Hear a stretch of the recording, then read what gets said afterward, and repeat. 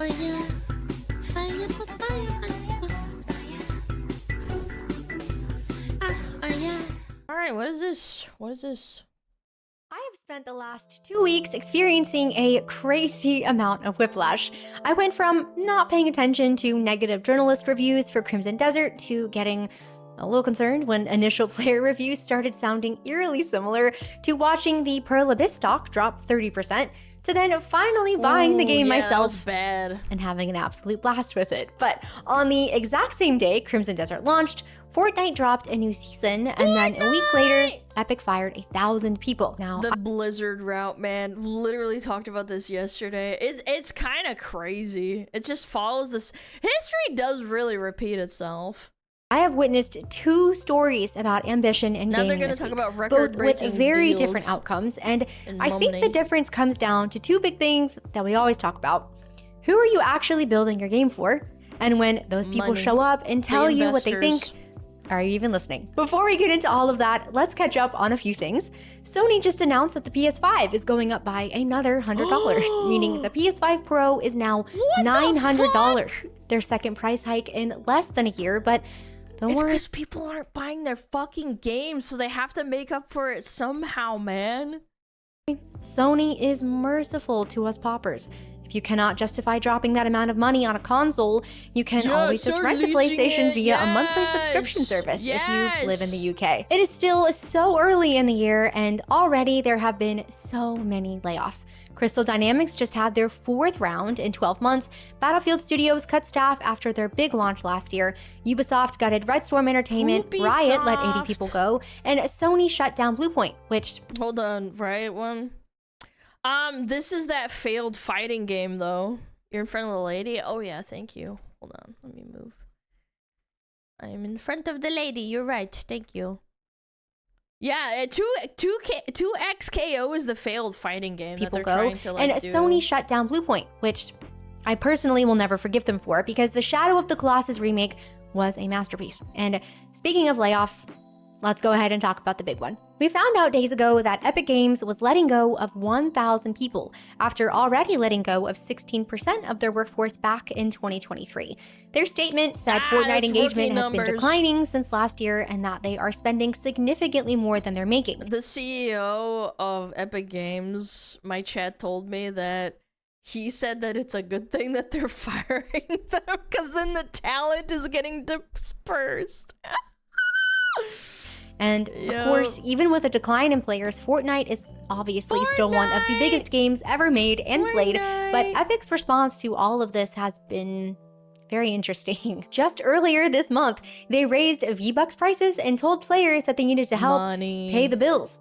Yes, that means You're you not broccoli top, spending it on put my down the time. Celsius and go help Epic pay Yep, their rent. Zuma, And then pay a your week money, later, pay money. they cut 1,000 people. Now, the gaming industry, and sadly, all of us, are unfortunately no stranger to tone-deaf statements from executives. And with Tim Sweeney already on the leaderboard for this, he vied once again for the top spot as he tried to smooth things over by making a statement on X saying, I don't think about it as people losing their jobs.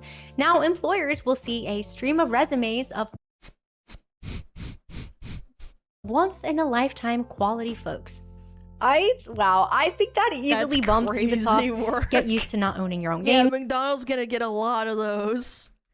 Yeah, they're gonna get a lot of those friggin', what is it called, CVs? On the leaderboard. I don't know though, Tim. Could it be that instead of your overflowing charity for the market, Epic maybe overhired? Put way too much focus on everything other than Holy core butt, Fortnite, like holy. internal HR initiatives, massive content partnerships, spending $1 billion fighting Apple, and publicly backing lawsuits with Valve. That one's okay. I think they're battling, like, I think that's part of the reason why they were so successful, as well as Steam. They're trying to fight illegal battles. Yeah. Sorry.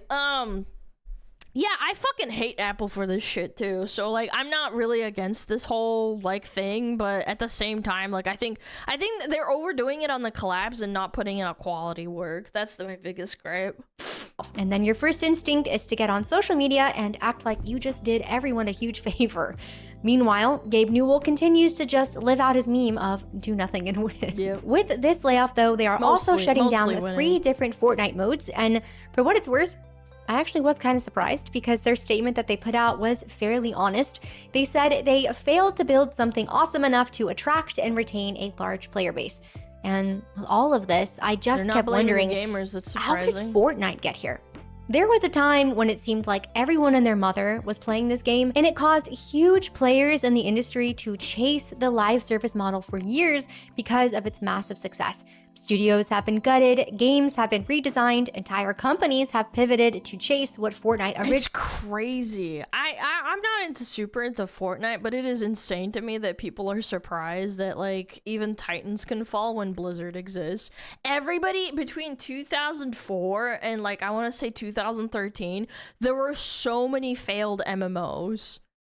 Like it was an absurd amount. Like I played a lot of them, like Age of Wushu, fucking Tree of Savior. There's a couple other ones. What's that stupid one? That fucking Star. I had so many friends that tried to play that and then it died. What is it called? Blade and Soul. Yeah, there's an insane amount of like MMO. Wildstar, that was it. Wildstar was a really popular one that everybody played at one point and then it died pretty catastrophically because they didn't listen to like player feedback. And then when they did change the tank problem, they basically like they did it way too late and the game was already dead. Originally built, and now even Fortnite themselves is having a difficult time. They the thing that everyone was trying to emulate is now struggling itself, and it was not for lack of ambition. Epic had plenty of ambition. They have just been pointing it literally everywhere else except at the people that play their core game. So Fortnite shows us one side of the coin, but what does it look like when all of that ambition actually has a target? Well, that brings us to Crimson Desert. Originally, Crimson Desert started out as an MMO prequel to Black Desert Online, and somewhere during the 7+ years of development, Perlibis scrapped pretty much their entire direction for the game. No live service, no multiplayer, although that might be coming now to be determined. Just one massive single-player game with all of their ambitious ideas pointed at one thing, a super rich and enjoyable single-player experience. And you can feel it when you play. Now, I didn't get to start playing until the middle of launch weekend, and like I said at the start, by the time I sat down, I'd already seen a lot of the discourse. Mixed reviews, controls complaints, people saying that it was too hard or too clunky. And the fucking control thing was totally valid, and I've complained about this since fucking BDO I started playing. It's been such an issue. I don't know who the fuck they let like control the design system for the UI. I've always hated it, even on fucking Black Desert. They must have hired the same guy or something. Paul Tassie's at Forbes, I felt the critic reviews were being weirdly nitpicky. Even at this point, after the massive quality of life patches, some journalists just seem committed to hating this game. After getting some time in myself and sitting at around 30 hours now, were some of the initial complaints valid?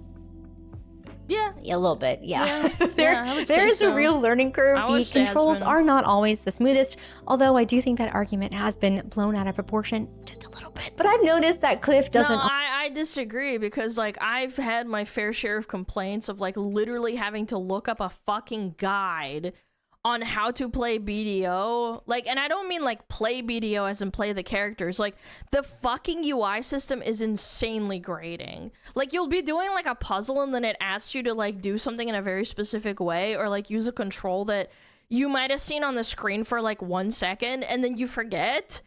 And you have to go and fucking find out like through a fucking video that's like got like 1,000 views or something.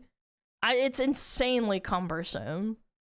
Always grab a ledge when he should. I had a whole lantern quest that fought me for 20 minutes straight because I did not realize that my weapon had to be sheathed in order to... Yes, that's exactly what I'm talking about. The BDO has the same problem.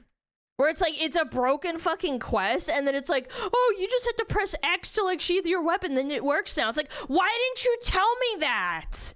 How is that intuitive? How the fuck would I know that? Pull it out properly. And I am not a puzzle girl, all right? So some of the harder ones have made me feel pretty dumb, and I have accepted my skill issue. But even with all of that, I am still having a blast. If you only listened to the discourse at launch, you would genuinely think that this was some type of cyberpunk all over again. No, like this it's game. not, because it actually runs pretty well. Like, I would not compare this to Cyberpunk. Cyberpunk was criminal, how bad it was. It might have had a good core, and like if you got the game to run, it was like pretty good.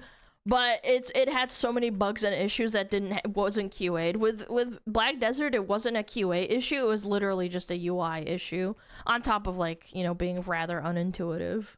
Was utterly unplayable, and that was just not the case. Now, this is not a game for everyone, but for people who do enjoy this type of thing, it is incredibly fun. Combat, climbing, puzzles, taming animals, wrestling, crafting, companions, a genuinely massive open world full of fun things to do, and everything is all working together to make the game as fun as possible. And that right there is the difference. While Epic was scattering Fortnite across numerous different games and directions, Pearl Abyss was pouring everything into making one specific thing as good as it could possibly be. And you can tell because it pops up in all of the little stuff. The background NPCs in this game have genuinely made me laugh out loud, from cussing at me and calling me the C word when I accidentally bumped them over, to an old woman randomly hitting on me in the city streets. The music of the game, I used to Irish dance as a kid, and that one merchant theme makes me yearn for the jig. That stuff is in there because somebody at Pearl Abyss thought it was funny or cool or beautiful and just put it in, because that is what happens when you know your audience and you want to make something that they will love. And at $70, it is understandable people are going to be less patient with any type of launch jank. So even if I personally was not as bothered by some of it, it makes sense that Crimson Desert's initial quirks pushed away certain people. But for the people who decided to stick with it, this is a game built for them. And I will say this too, a game shouldn't take like 30 hours to get good. I hold the same principle for like watching anime or like watching a movie. It should not take me like 40% into the movie or 40% into a book or 40% into an album for me to like enjoy a piece that's supposed to be like one coherent thing that you consume in one go. For me, it's like the rule of thumb with like, if it's a 24 episode anime, it shouldn't take me more than like maybe 6 episodes to like enjoy it. Yeah, like if it takes longer than that, like proportionally speaking, it annoys the fuck out of me. I'm like, dude, that's way too much time. I don't think that's a good thing. Pearl Abyss proved that almost immediately. Within 4 days of launch, Pearl Abyss had their first big patch live, with tutorial improvements, keyboard and mouse changes, camp storage, boss nerfs, health item buffs, and then 10 days later after launch, a huge patch. And I wish other video game companies would do that instead of taking like 3 months when the game is already dead. New mounts, faster load times, a sprint toggle, reduced gliding stamina, thank you, that's instant really crafting, good, yeah. bulk storage. They even added a prompt for using keys to unlock doors, which was something I personally was very excited about. 2 major patches in 10 days. They are moving wickedly fast, and yes, it would have been nice if all of this was just there at launch, and I am glad that people have spoken up, but honestly, it feels really good to be heard, you know? Like, I genuinely feel like I am a paying customer again. What? I bought a game, told them what was frustrating, and they fixed it. In days, not months, not years, and that is sadly not something that should feel like an anomaly, but after years of, notably Western AAA, studios treating player feedback like an Avengers level threat instead of just useful and helpful information, it kind of is. Because I would honestly chalk this up to partially the investors just want you to like pay money and enjoy the game so that they can't refund it. Ubisoft had a big issue with how AC Shadows came out and then Steam couldn't refund the game because it's like through some dumb loophole where it's like it's the Ubisoft launcher that you purchased the Steam game through, and even if you spent like an hour and a half, you still couldn't refund it or something, and then Steam had to like go around that issue. Where like they make a game and pump it out, and then you can't fucking refund it. I hate that so much. I've had so many games that I didn't buy on Steam where it was like a AAA release where I was like, dude, this is fucking unbearable. Like, I wish I could just get my like 40 or 60 bucks back. Yeah, didn't Steam eat a loss and give a credit there? I don't remember if they did or not, but like it pissed me off so much hearing that, because it means that like they even Steam can't do anything about it sometimes. Used to be the norm. That used to just be release how a good this worked. game in its Either the game entirety. released polished to a T, or the developers were ready and waiting to accept and act on the players' responses. And the fact that this feels so rare now says way more about the industry than it does about Pearl Abyss. We paid for this game, we showed up, and Pearl Abyss is treating us like that actually means something and is important. Like we are people who bought their game and deserve to have a good experience. We're not a problem to manage, or a community to pacify, or just a revenue stream to optimize, just their customers, who they want to make happy. And the reason that they could move that fast is actually the whole point.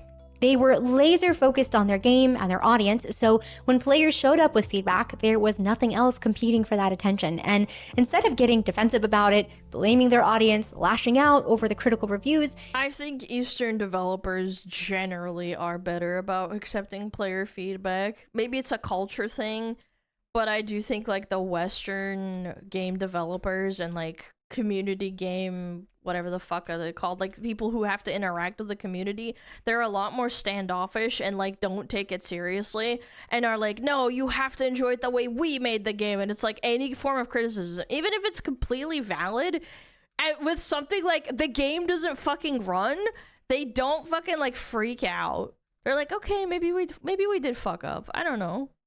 they just listened. They went down the list of complaints and started fixing things. I think the only exception that I can make is like fucking Square Enix. I think Square Enix does not take criticism lightly at all. It's quite frustrating. And actually thanked people for the feedback instead of getting weird about it. Most studios would have put out some type of big roadmap and asked everyone to just be patient. Pearl Abyss just did the thing. So where does this leave them? 3 million copies sold in 5 days, Steam reviews going from mixed rating on launch night to very positive, and Sunday morning, a week and a half after launch, Crimson Desert just hit 276,000 concurrent players on Steam. A new all-time peak. Most single-player games start to lose their concurrent players. I wonder what it is at now. Steam charts. Crimson Desert. Crimson Desert. What is it at now? It is April 9th. 140,000 still. And the game's been out, what? It's been out since, like, what? April... No, May 22nd or something? That's holding steady. That's a lot. In the first week, Crimson Desert is gaining them. When looking at both studios, Epic and Pearl Abyss, it is clear that both of them have ambition. But everything Pearl Abyss has done is to make their game more enjoyable for the people playing it, and everything Epic has been doing for the past few years or more is to... I'm honestly not even sure. Squeeze more money The bottom line is that Pearl Abyss is focused on us, the players. They filled their game with passion, love, and so much charm, and all kinds of weird, funny details that are only in there because somebody at the studio cared and thought it would make for a more fun and enjoyable experience. Not increase their brand presence or optimize revenue streams. That's the huge difference. And what is funny is that it's not like Crimson Desert even launched broken or technically unfinished. We have seen what actual broken launches and promises broken look like. No Man's Sky, Final Fantasy XIV, Cyberpunk, and... But again, all three of these managed to turn it around. That's the good part. They didn't just abandon it. But I played Final Fantasy, A Realm Reborn before the rework. Holy fuck, one of the worst fucking experiences I've ever had. I had a friend that was a die-hard Final Fantasy fucking fan, and even he said, he was like, I'm having a hard time fucking dealing with all this fucking, the cutscenes, the running around, fucking going back and forth into the sands of whatever the fuck, I forget what the zone name is called, going back and forth. Oh my god. A Realm Reborn is a rework? No, they reworked again. Like, A Realm Reborn was the initial, and then they redid all the quests for the original Realm Reborn. I haven't played it, their but like, second I heard chances it's because better. they listen to their players. Perlibis didn't launch an appropriate Final Fantasy 14 1.0 was worse. Yes, I understand. No, there was Final Fantasy 14 the first time, right? And then they did A Realm Reborn, but then they reworked the quests again because A Realm Reborn wasn't actually that good. At least because you got to the expansion and they got a lot better. I played it up until the second expansion. Yeah, Heaven's Word. state. They didn't lie about what the game It was included. In my insanely opinion, it was a bloating. good game that launched with some rough edges, and instead of shaking their fist at players and accepting critics' reviews, they just started making improvements because their players told them what they wanted and they were smart enough to actually listen. Now, I've said this before, but No way. do you like the game you're making? And do you like No, who I you're making hate it for? it. Because when you like your audience, they are not your enemy. And listening to them isn't a chore. The right thing to do usually is pretty obvious. Ambition is cheap. Any studio can have ambition, but ambition only means something when you aim it at the correct target, the people who will actually show up for you. Perlibis had a stupid amount of ambition and a very clear picture of exactly who it was all for, quirks and all, and that's why 3 million people bought it, and that's why the reviews flipped, and that's why a 30% stock crash turned into recovery in under 2 weeks. And if you're Epic, if you are the company that built Fortnite,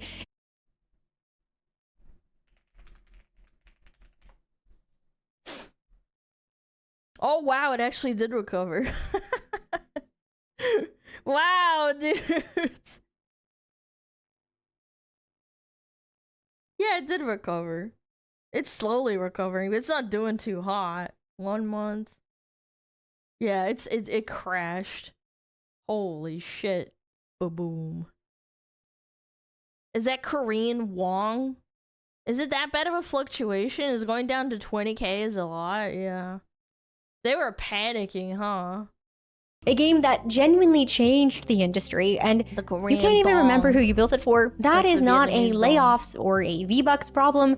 It is a who is this even for anymore problem, and sadly, your audience figured that out long before you did. If you made it to the end of this video, thank you so much for watching. I would love to know your thoughts on everything. Are you playing Crimson Desert? If so, what do you think? might And play it on Pearl stream. Abyss, if you are somehow listening, well, apparently Excuse me. you might be, because you literally just added the key prompt I was about to ask you for. Please allow me to skip NPC dialogue and cutscenes, and my life is yours. Thanks again for being here, and I'll see you in the next one. Bless you, thank you. Don't blow up. Don't blow up. Alana, you know why they sold off? Because they heard that the game was only rating 7 out of 10, no fucking joke. Yes, because investors are so fucking hard to please. They only want number to go up. Obviously, I think it's really good. I think that it's a solid, like, 7 out of 10, 8 out of 10 game. It's not fucking mind-blowing. I'm not gonna pretend like it is. I'm not gonna fucking chill and be like, oh my god, it's amazing, it's this and that. It's not. It's a fine game. It's a lot better than some of the fucking garbage they've released in the AAA fucking sphere in the last, like, what is it? What, like 6 months? Yeah, like, it's a lot fucking better.